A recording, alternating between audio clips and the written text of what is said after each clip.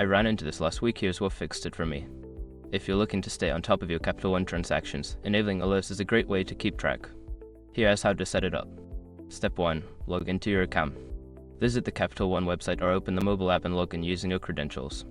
This will take you to your account dashboard where you can manage your settings. Step 2. Navigate to Account Settings. Once logged in, find the Account Settings or Profile section. This is where you can customize your notification preferences. Step 3. Select Alerts. Look for an option labeled Alerts or Notifications. Click on it to view the types of alerts you can enable for your transactions. Step 4. Choose your alert preferences.